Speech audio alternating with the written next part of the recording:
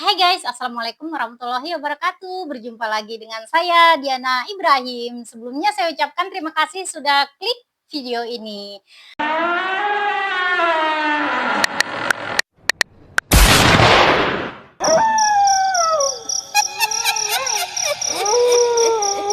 Kisah pendakian horor kali ini berasal dari Gunung Guntur.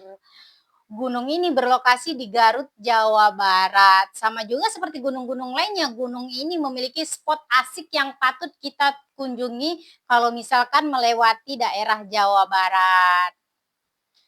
Nah, karena gunung ini masih kelompok gunung aktif sehingga nggak heran juga kalau misalkan kita ke sana ada tempat pemandian air panas yang memang bisa jadi pilihan para wisata untuk memanjakan diri. Tapi ya balik lagi, meskipun pesona alam dan spot-spot yang indah ternyata sama seperti gunung-gunung lainnya, di Gunung Guntur ini juga memiliki aturan yang bisa dibilang agak sedikit unik dan aneh.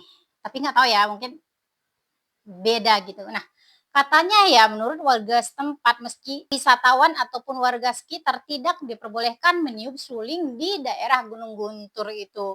Katanya kalau sampai terdengar suara seruling maka akan muncul siluman harimau di depan mukanya si peniup seruling itu.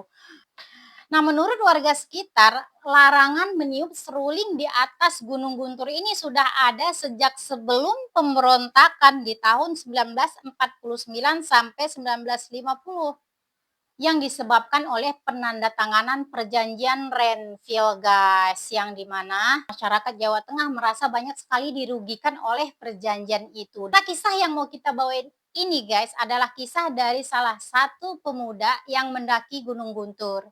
Di mana sebenarnya seorang pemuda ini tidak melanggar aturan masalah tiup suling di atas Gunung Guntur, tapi dia berkata-kata atau berucap yang tidak pantas diucapkan di atas gunung tersebut. Nah, pemuda ini kita sebut aja namanya Agus. Nah, beberapa hari sebelumnya si Agus dan teman-temannya merencanakan untuk camping di salah satu gunung dan diputuskan bahwa pilihannya itu adalah Gunung Guntur.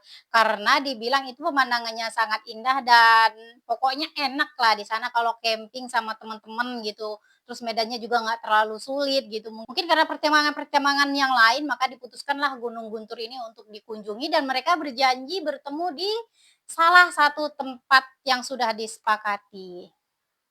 Waktu udah pada ngumpul semua, mulailah mereka mendaki. Nah, di dalam perjalanan tercoploslah kata-kata kasar dari si Agus ini waktu lagi mendaki. Mungkin karena masih remaja ya, jadi belum bisa mengontrol emosinya, belum bisa menempatkan sikap dan emosi pada tempatnya. Dan singkatnya sekitar jam 5-an sore itu Agus dan teman-temannya sampai dah di pos 3. Mereka mencari spot camping yang oke dan membangun tenda di tempat tersebut.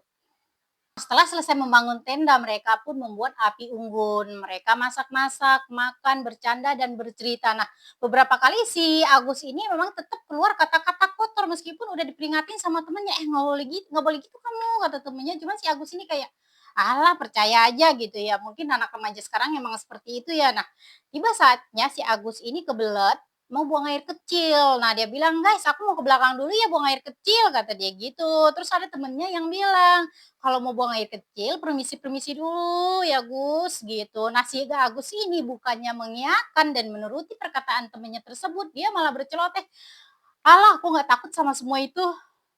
Seperti itu. Nah, saat tidak lama kemudian guys, salah satu temennya si Agus ini juga merasakan kebelet. Sebut aja lah nama temennya ini si Fikri ya. Nah, si Fikri ini kemudian menyusul temennya si Agus ini karena emang belum lama. Nah, dari kejauhan si Fikri ini melihat si Agus masih dalam keadaan buang air kecil. Nah, si Fikri ini nyamperin. Nah, setelah dekat si Fikri dia melihat si Agus ini seolah-olah sedang berbicara dengan orang.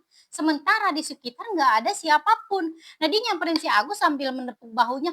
"Hei Gus, kamu ngomong sama siapa?" katanya. Terus si Agus menoleh ke arah yang gelap banget guys. Tuh ada bapak-bapak tuh ngeselin banget gitu, terus sambil ngoceh-ngoceh dan si Agus nggak mau berhenti, ngoceh-ngoceh terus. Terus si Fikri ini, "Nggak ada loh, cuman kita berdua di sini," gitu. Terus karena si Agus ini tetap ngoceh-ngoceh terus, akhirnya si Fikri ini menyelesaikan urusannya dan dia cepet-cepet pulang. Si Agus masih ketinggalan nih, masih masih dalam kondisi seperti itu, masih ngoceh dan masih BAK gitu. Nah, Si Fikri ini pulang ke tenda mereka dan dia diem aja, dia nggak bercerita tentang keanehan si Agus ini kepada temen-temennya. Soalnya takutnya temen-temennya juga pada takut lah ya. Nah, nggak lama kemudian si Agus ini datang, tapi dia tidak seperti biasanya. Biasanya kan dia anak resek ya, berisik, resek, dan ngomong sesuka hatinya gitu. Tapi dia lebih lebih kalem, jadi pendiam, jadi penurut gitu. Nah, seiring berjalannya waktu, semakin larutnya malam juga mereka memutuskan untuk beristirahat pada malam itu. Nah, keesokan paginya guys, si Fikri dan teman-temannya yang lain ini terbangun dari tidurnya dan mereka lihat si Agus tidak ada di tempat tidurnya. Nah, awalnya mereka berpikir mungkin si Agus ini lagi buang air kecil atau apa kayak ke sana gitu. Mereka melanjutkan untuk membuat sarapan, makan dan lain-lain. Nah, tapi ditunggu punya tunggu si Agus ini nggak pulang-pulang juga. Nah, awalnya mereka nyantai aja, mungkin dia lanjut nyari spot-spot foto yang bagus kali, soalnya katanya si Agus ini emang suka tempat-tempat foto dan dia suka fotografi gitu. Nah, ditunggu punya tunggu, tapi dia nggak datang juga sampai jam 1 siang. Karena sudah siang si Agus ini belum pulang juga, di mana sejak pagi diperkirakan dia juga belum makan. Temen-temennya ini pada khawatir nih guys, mereka mencoba mencari di sekitar camp mereka dan mereka tidak menemukan si Agus ini. Sampai sore hari mereka memutuskan untuk turun dan meminta pertolongan kepada tim penyelamat. Nah, karena waktu itu sudah cukup larut malam, diputuskanlah pencarian si Agus ini keesokan harinya. Ketika keesokan harinya, pagi-pagi banget tim mulai naik ke setiap pos pendakian dan melakukan pencarian untuk si Agus.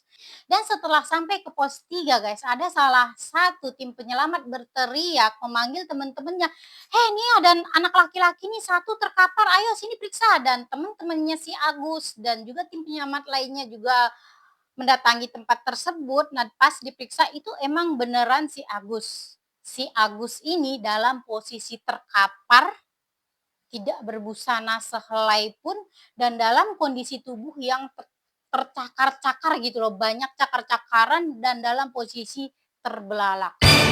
Bisa nggak ngebayangin kayak gini? Ih. Dan lokasi penemuan si Agus ini guys, tidak jauh dari lokasi mereka camping sebelumnya. Di mana sebelumnya teman-temannya sudah mengitari lokasi tersebut. Untuk Agus ini langsung digotong sama tim penyelamat dibawa turun ke bawah.